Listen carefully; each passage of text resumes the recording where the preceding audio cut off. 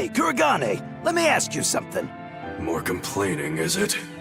Come on, don't be like that. Every time I turn around, Velvet or one of the pirates is telling me to go make some delivery to some island. I can never get a break.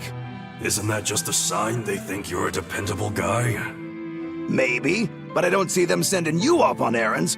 It's like they take one look at your face and decide to leave you alone. I don't have a face. Oh, right, sorry. Slip of the tongue. Maybe you just don't know how much work I do around here. It's more than you think. Anything to do with iron, I do it. Making tools, repairing things. What do you take me for? Some kind of cheeky freeloader? I don't even have cheeks. You're too funny. But doesn't it ever annoy you to have all these kids giving you orders? I've spent my entire life thinking of nothing but forging swords.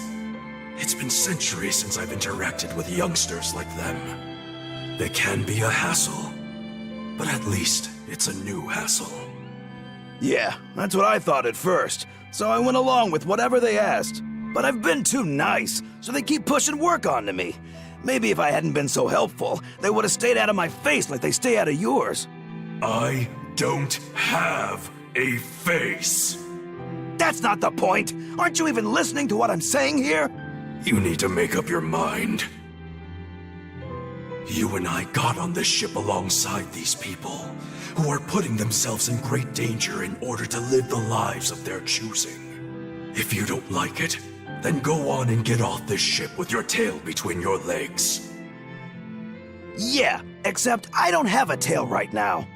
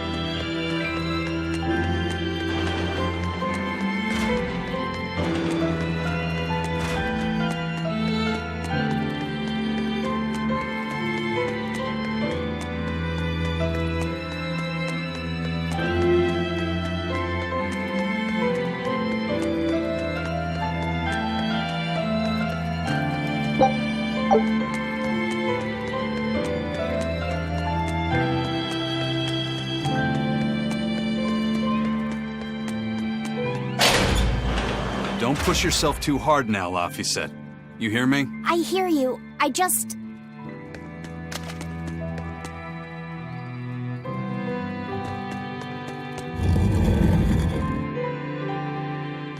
told everyone I could find the Therians, but I've only sent us to the wrong places. Aizen, is there any way to boost Amalok's powers? I guess it's okay for me to tell you this. The majority of Malachim today have their consciousnesses sealed away to be used as mere tools for the exorcists. But originally, Malachim were beings who received prayers from people, and in return bestowed their blessings upon nature and mankind. So you're saying that when humans pray to a Malak, the Malak receives great strength? Yes, in general at least. Some Malachim, like me, buck the system and bring about misfortune rather than divine grace. Oh, that's unfortunate. But who would ever pray to me? Maybe you didn't lead us to any Therians, Fee, but it's not like we came back empty-handed. We found orichalcum to use against Shigure, and we also learned we can hold our own against a dragon. Velvet. So where should we go next, Fee? Northgand! There's a big Earth Pulse point north of Helavis! Works for me. Aizen? We can leave whenever you want. Doesn't matter to me. And I'm all set. Let's make our way to the harbor. When I say prayers, I don't mean outright worshipping. All I'm talking about are earnest thoughts and feelings directed at you. I see. So I'm already receiving prayers then.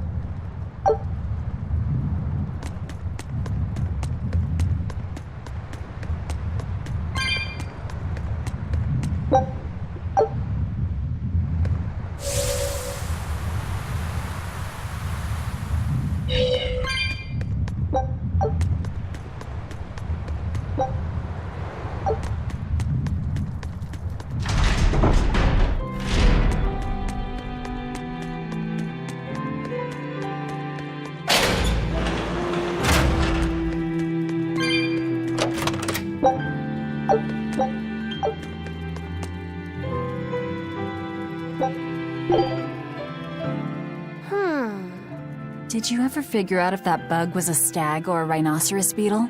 Actually, I still haven't really looked into it. Why not? Weren't Rokuro and Aizen pretty curious to find out too? They're why I haven't. They both have really strong opinions, and they both make a believable argument. And if I determined it was a new kind of beetle entirely, my decision would change the very course of their fates. Their fates? I think you're exaggerating things. Hey, what are you guys talking about? We're still hashing out what that Rhinostagros really is. Kiddo here's holding off on his final decision because he's worried about how you'll take it. You're both adults.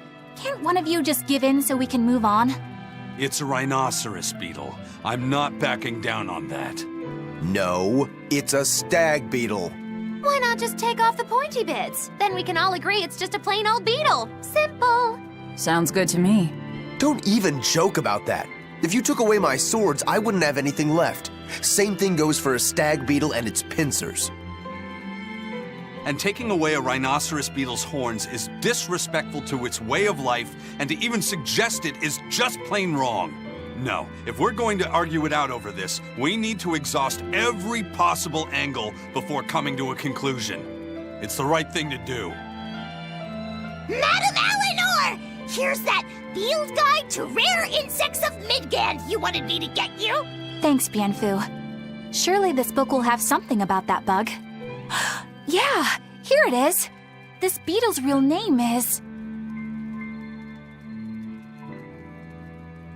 Argonathocrassus, the thick-jawed beetle. It's named for its jaws? That must make it a stag... It's a drone beetle. The field guide says it's a really rare variety, too. I guess that's that. No, you're wrong. It's a brand new species. I call it the Laphicet Rhinostagros. That's my decision, and I'm not backing down.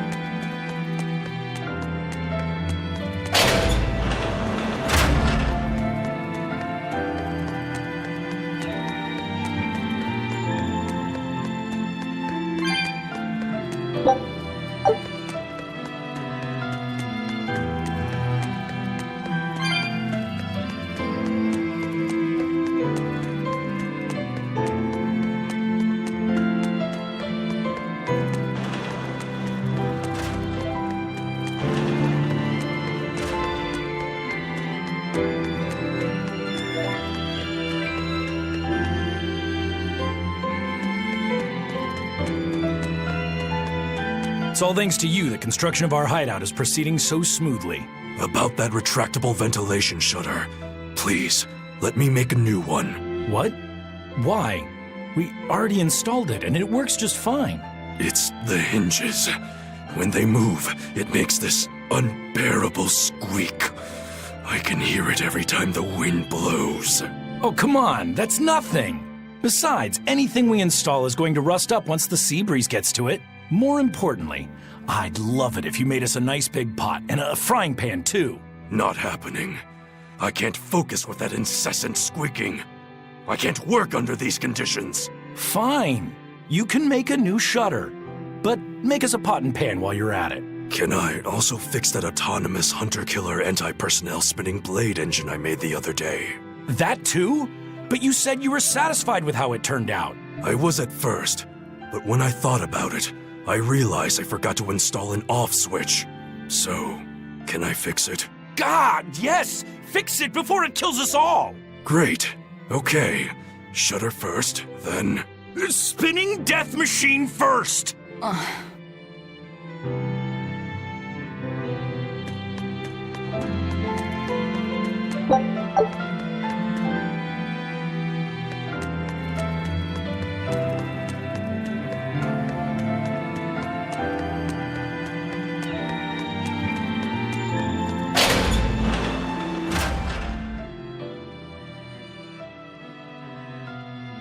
Our next target is north of Helives, near the Faldes ruins. In light of everything we know, I'd say it's highly likely we'll find a Therian there. Let's hope. Then we should make our first stop, Port Helives. With the mischief we got into last time, getting into the city might prove difficult. Benwick, how are things in Helives right now? That shipping guild that used to handle our mooring is pretty much toast. But for some reason, the Abbey isn't watching the port as much as they once were. Unfamiliar ships have been hauling in relief supplies, so if we pose as one of the transport ships, I think we can slip in. And if we divert some supplies to an unofficial channel, we might be able to secure a new mooring partner. Smuggling in relief supplies for our own disaster. Cheeky bastards, aren't we? It's what'll get us in. That much is true. It's a plan. Roger. I'll get right on it. Hey, Eleanor. Abbey exorcists don't pray to their tethered Malachim, do they? You mean something besides our oaths? An oath is a magical formula that grants you power in exchange for binding you to a rule, right? Yes, though that is simplifying it a bit. When Malachim receive human prayers, they bestow their blessings upon people and nature. Eisen told me that we Malachim grow stronger when humans pray to us. Prayers and blessings? I've never heard of that. I used to think the same way as the other exorcists. Malachim are merely tools that allow us the use of arts. Yeah, that's what I figured. But Inominat is different. The exorcists all worship him. They have faith in his mighty power. And not only that, the people of this nation pray to the Empyrean for salvation, just as Artorias instructs them. Ah, I get it now. See the wheels turning, do you, kiddo? Huh? Artorias founded the Abbey within the existing Church of the Empyreans, so that he could direct the people's thoughts towards Innominat, so that even while they lionize Artorias as their savior, they are made aware of Innominat's presence behind him. Everyone starts believing in Innominat. The prayers of the entire world go to him, becoming his power. After the centuries-long decline of Empyrean worship, he becomes stronger than anyone today could imagine. The pieces do fit. Oaths, prayers, blessings, the demon blight. So much in this world is affected by matters of the heart. They hold magical power, both effective and meddlesome. We are truly going up against the rest of the entire world, aren't we? Don't look so troubled, Eleanor. I'm gonna do my best to get stronger, so believe in me. I am a Malak after all. Oh, Laphicet, you've become so brave so quickly. Have I? But you're still cute when you get embarrassed. Hey, why is your face so red? Huh? My face isn't red. Huh?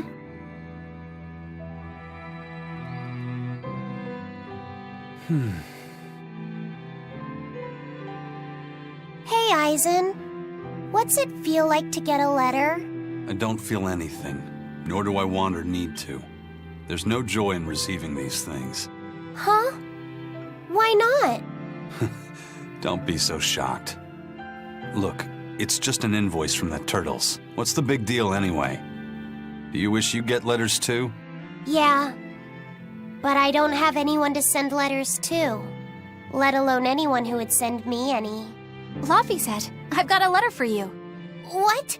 Really? Who could it be from? The sender is... Bienfu? Yup. You got a letter from yours truly. I figured you'd be wanting someone to send you a letter right about now, so I wrote one up for you. What do you think? You're happy, right? Oh, yeah. Thanks, Bienfu. I'll even read it for you.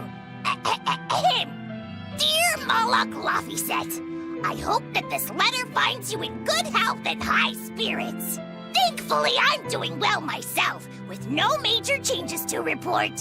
Bienfu's taking all this so seriously. It's so rare to actually see him like this. As you're aware, I've been spending my days ironing Magilu's outfits, sewing her buttons, and washing her hat and tremendously long socks. Recently, however, I made the mistake of remarking to her that she might not have been quite as slender as she once was in her younger years. She hung me upside down from the roof in the middle of the cold. I nearly became a frozen Normansicle.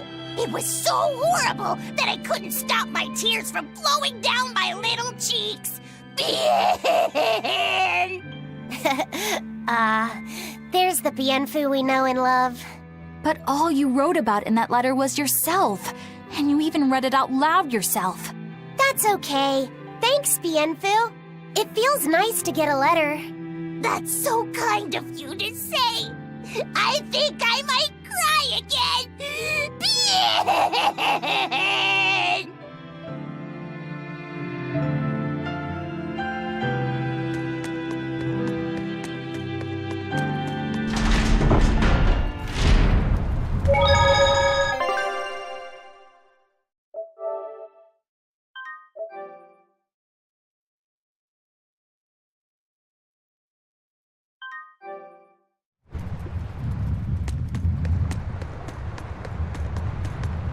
We've loaded everything bound for Helaviz. With that much trade, I doubt anyone will suspect us. Any idea who can give us cover for docking? Not anyone in particular, but recently the power and influence of the Helaviz Fishermen's Guild has caught my eye. The Fishermen's Guild, huh? Let's bring them some extra relief supplies. Fuel, drink. And as for the drink... 12-year-old amber draft. The sailors of Helaviz have an eye for the stuff. You heard that from Dial, I take it. He's got a sharp eye. He took a bottle in payments, but I say we turn a blind eye to it. We thought we were the best at this kind of thing, but having him around has been a real eye-opener. Okay, but tell him if he takes a second, he'll pay for it. Eye for an eye. Aye. I'll keep an eye on him so that he doesn't sneak off with another bottle.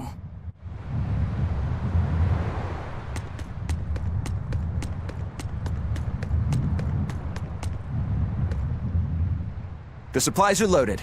We can make for Helavies whenever you want. That was fast. If we weren't hard workers, we wouldn't be sailors.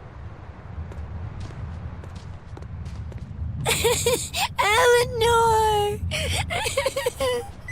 Oh, what's wrong, Kamoana? She said she had a dream about her mom. When Mommy saw me, she said I looked scary. That she didn't want a scary little girl like me. Your mother would never say that, sweetheart.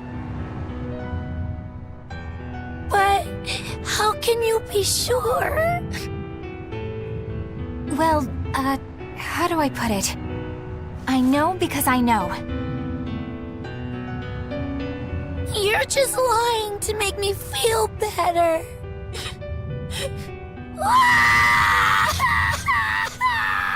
Aw, Kamoana, don't cry.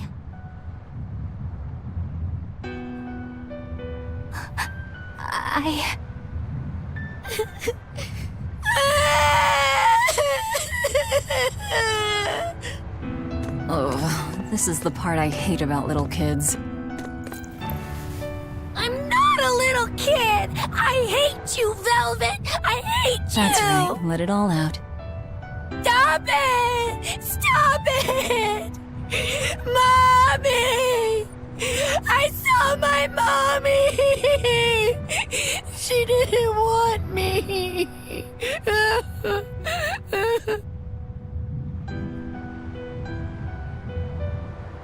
She managed to cry herself to sleep. They're not rational creatures. Sometimes you just gotta let them cry it out. You seem used to it. I guess you could say that.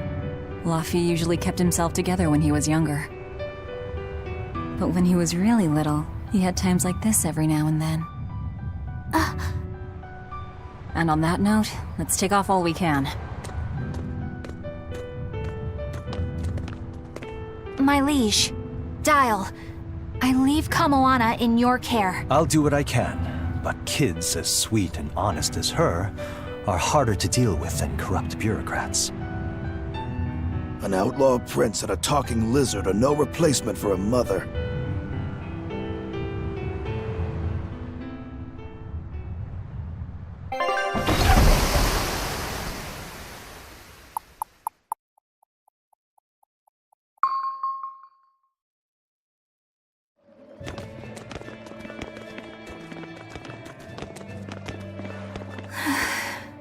I do hope Kamoana isn't crying anymore. Yeah. Shush. How long is it going to be before you send in another exorcist to replace Lady Teresa? With these demons clamoring at our gates, none of us feel safe anymore. You have our deepest sympathies, but we were sent here on a different mission. That's what the last exorcist who came here said before leaving for the north. What could be up there that's worth all that attention? Surely we're not all being punished by the Abbey for what happened with Medusa, are we? That is not the case. Now, if you'll excuse us, we have business to attend to.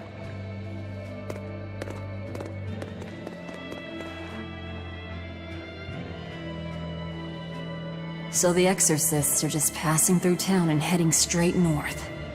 Odd.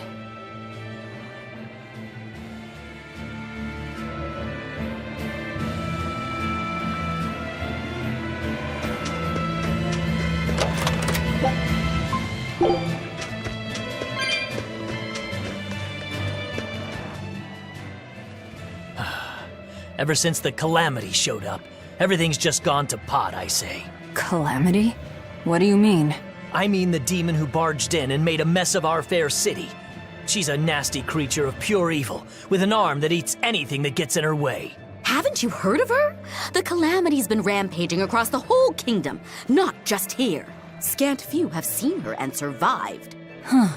You don't say. After the Calamity raised our ships and our port, the shipping guild fell apart, and our trade routes got poached by other ports. It's bad. The town relies on trade to make ends meet. People are abandoning the city, and our streets are no longer safe. Not to mention the demon blight spreading again. Just the other day, a little kid turned into a demon. Just like that. What a world!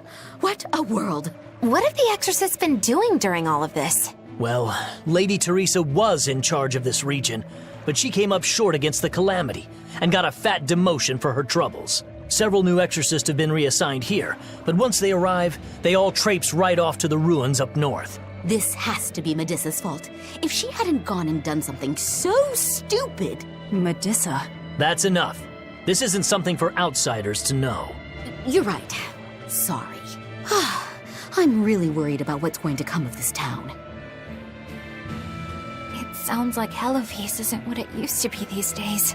We need to ask around and find out more about what's going on here. Agreed. Especially regarding the Abbey and those ruins. I'm also curious about this Medissa woman. The ruins part makes sense, since the Earth Pulse point might be there. But why do you care who Medissa is? Just a hunch. Something tells me she's worth looking into. You're not gonna look into this Calamity chick? She sounds like a real terror. Yeah, I think I'll pass. I already know plenty about what makes her tick. Are you all right, Madame Eleanor? Don't let those people get you down. I'm fine. Thank you for your concern. But could you not do that thing where you blow air on me to dry my tears? All right, I'll just pat your head then. That won't be necessary either. But really, things are in a terrible state. The town burned, the guild ruined, the abbey all but gone. It won't be a functioning port for some time. You can't fault them for being upset. They had it real good here until we came along. Those Hellavesians were like spoiled children. How so? Eloise was once a tiny fishing village. The bountiful northern seas provided plenty enough fish to sustain their trade. But Flamestone gave them an easy way to get rich. And once they got a taste, they abandoned their old craft. And now they're paying the price. But I've heard that the cooling temperature has covered half the northern sea in ice drift, making fishing much more difficult. But the drifting ice carries tiny organisms, enriching the waters where it melts. The fish should be more plentiful than ever. I suppose you may have a point. We're ones to talk after what we did, but taking the easy path, then complaining as soon as it gets hard, that seems... Spoiled, yes. You said it, Laphicet. I think my appetite's getting a little overindulgent, too. That's not a bad thing. Just means you're healthy. Giant squid come to these waters in this season. Should I ask Benwick to fish some up? Yeah, and some normal octopuses, too.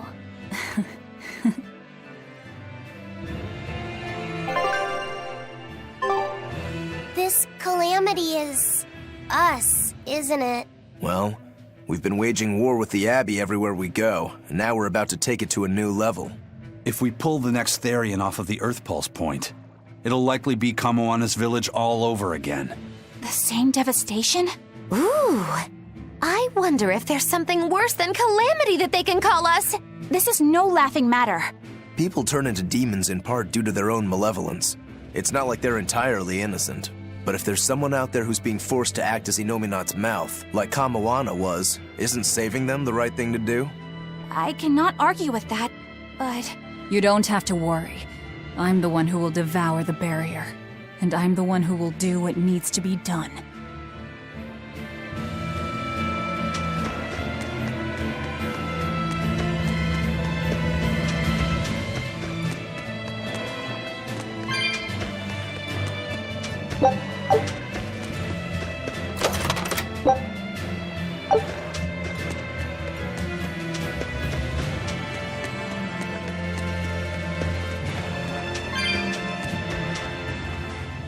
The demon attacks have ground trade to a halt. But people are slowly starting to fish again. Are you a fisherman too? Aye. This town got swept up in the recent trade boom. But back when I was a young lad, this was a fishing port through and through.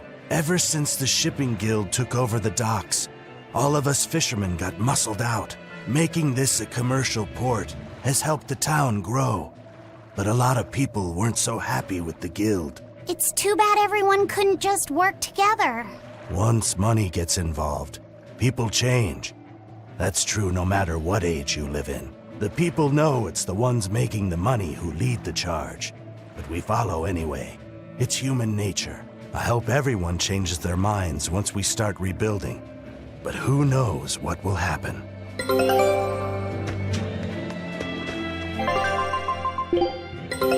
Take a look at this. Well, well. Now here's a fine haul. It worked! Huge success! I knew this would be big. What a treasure!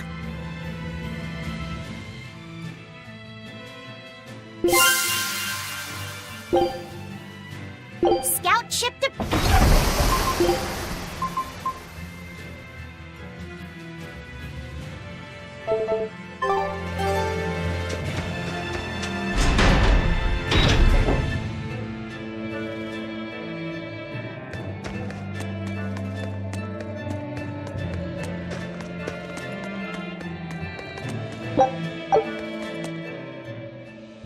Hey, do you mind if I ask you a few questions? Sorry, I'm busy. Try someone else. Excuse me. My name is Eleanor, and I'm an exorcist on patrol with the Abbey. I was wondering if I could solicit your honest opinion about how this town is being run. Oh, I didn't realize there was an exorcist with you. Yes, please tell the Abbey we want Lady Teresa back. Her governance was strict, it's true, but at least we could live in safety. Now, all the exorcists run off to the Faldi's ruins and leave us here in the lurch. They value some dusty, faraway ruins over the lives of the good, hardworking citizens here. It's just wrong. We've always been cooperative with the Abbey's demands, and now this is what we get in return. I see. The Abbey appreciates your, candor. I'll pass your comments on to my superiors.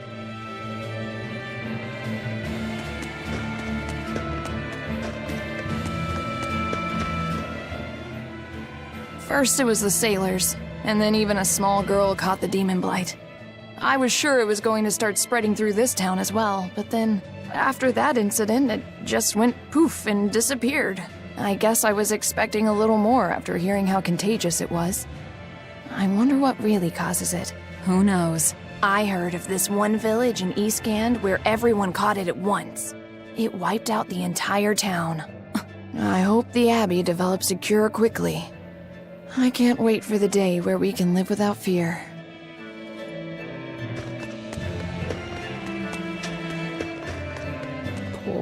Poor Medusa. Are you a friend of hers? Yeah, she used to live just down the road from me. Medusa raised her daughter Diana all on her own. And then they up and murdered the girl. Murdered? By whom? The exorcists. Once Diana caught the demon blight, the damned Abbey exterminated her like a rat. How cruel. I felt just terrible, but I suppose there wasn't much else to be done with her. But Medusa, she hated the Abbey for what they'd done, so she barricaded herself inside the sanctuary.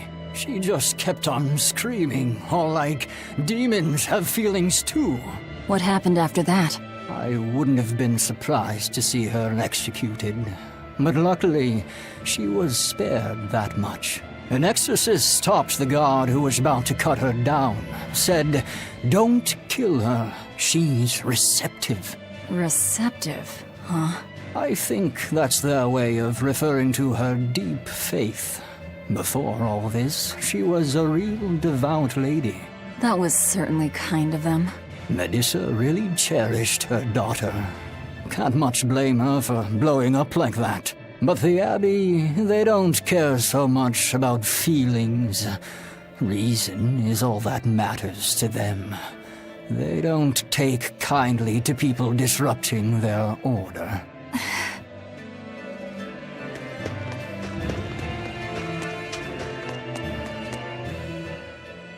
If you go north from Helibes, you'll come upon the Faldi's ruins, which are Abbey property. Mainly, it's used as a checkpoint for hauling ore that's extracted out of Mount Killerhouse. But between you and me, I hear the Abbey also uses it as a prison camp. A prison camp? Are they capturing demons? Heavens no! The demons they kill on sight. No, these prisoners are human criminals. Not long ago, this woman killed someone and locked herself up in the sanctuary. I hear she got hauled off to the camp. Why do you think the Abbey would use the ruins for a prison camp? Who knows? Maybe they need a place to deal out their harshest punishments. The Abbey's not known to be forgiving after all. But these are just nasty rumors I heard. Of course, I don't believe a word of it.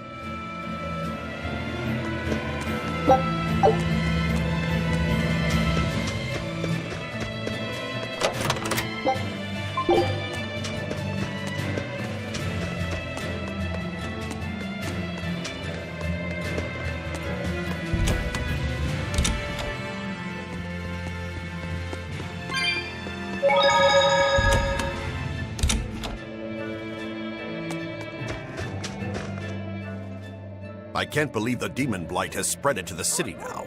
Scary times. Well, the one who caught it was a little girl, so they were able to deal with her before anything bad happened. But the problem was that the demon girl's mother tried to hide her. That's only human nature. These are dangerous times. We dare not let our emotions control us. One person's selfishness could endanger the entire community. Oh, right. Thankfully, an upstanding citizen noticed something suspicious and reported the child to the Abbey, but the mother went mad and killed him in retribution. And what makes it all the more lurid is, I heard the man she killed was a fellow she was actually thinking about marrying. The daughter had been dead set against her mother remarrying. You can taste the irony. That's horrible. She had it coming. If there's anything worse than demons, it's people who can't control themselves. So, Diana was a girl-turned-demon who was killed by an exorcist. And her mother Medissa hated the Abbey for it.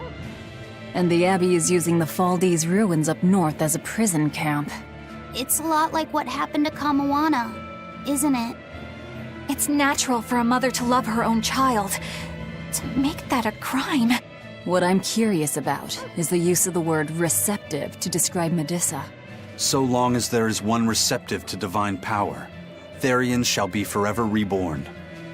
If our interpretation of that ancient book is right, it likely means she's receptive to Inominat's power. Meaning they brought Medissa to those ruins where there's an Earth Pulse point, and then they made her into a Therian. That would certainly put all the pieces together, yep. Plus, if this Therian the Abbey created already hates them, that's all the better for us. Yeah, I imagine she'd be willing to work with us. Although, it sounds almost too easy. Did I jinx it? I just jinxed it, didn't I? Probably, but we won't find out until we try. True. Let's head for the ruins. And don't worry, you totally jinxed it.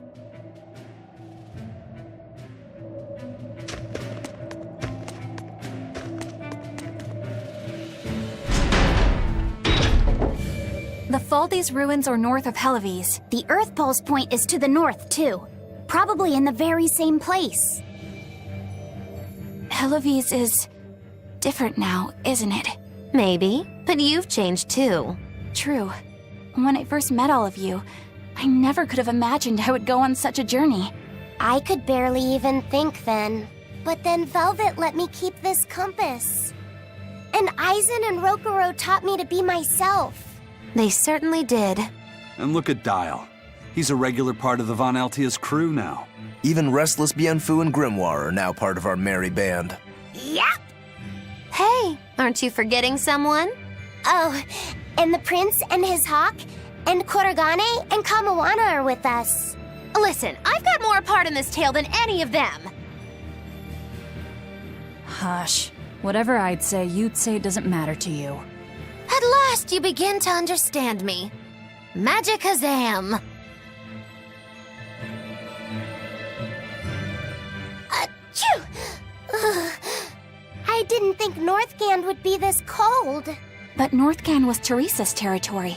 Wouldn't you have been here with her? I think having my awareness controlled meant my senses were dulled as well. I see. But the cold doesn't seem to be bothering Aizen at all. In fact, everyone else seems comfortable here. If you shiver at these temperatures, you'll never make it on the high seas. In my youth, I practiced the blade under the blazing sun and through raging blizzards. Besides, when I turned into a demon, extreme temperatures ceased to affect me. The same thing happened to me. I used to hate winter. So that's some good luck. But what of yourself? You seem to be handling it just fine. I'm freezing, actually. I don't know how you stand it. I loathe the cold more than anything. That's why I've armed myself with a secret weapon. I've stuck thin, yet powerful, Cuckoo brand hand warmers all over myself. I even packed them in my shoes. Really? That sounds amazing. I'm willing to share, if you act like a dove. What? Go cuckoo, like a dove. Please share your cuckoo warmers with me. Cuckoo. You're no velvet, that's for sure.